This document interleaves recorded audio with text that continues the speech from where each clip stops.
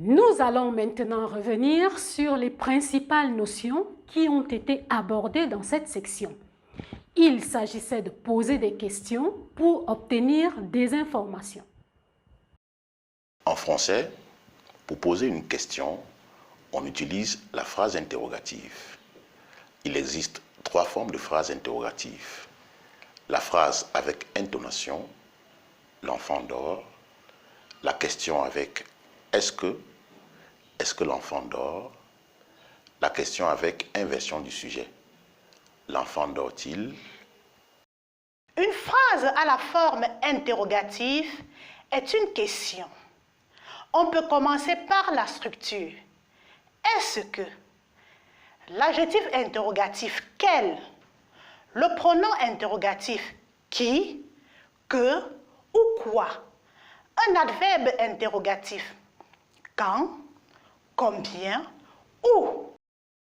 Une question peut être fermée ou ouverte. Une question est fermée lorsque l'on répond par oui ou non. Est-ce que tu parles français? Oui, je parle français. Est-ce que tu aimes les crèmes? Non, je n'aime pas les crèmes. À la question ouverte, on répond par une phrase. Par exemple, où se trouve l'université? L'université se trouve au coin de la rue, à gauche. Les pronoms interrogatifs sont qui, que ou quoi. Quand la question porte sur une personne, on emploie qui. Qui est venu? C'est Pierre.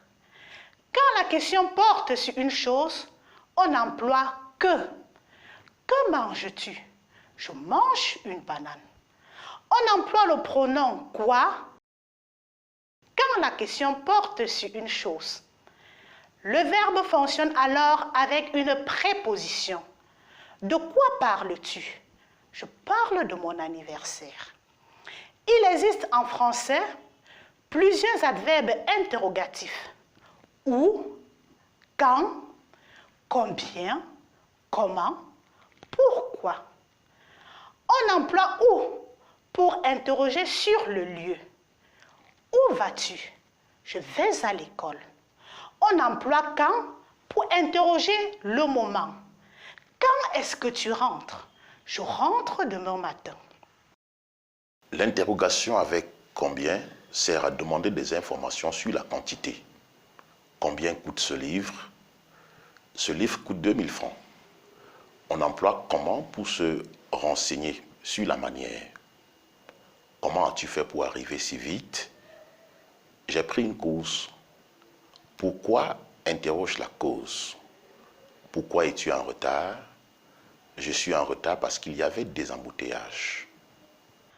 Voilà pour les principales notions abordées dans cette section.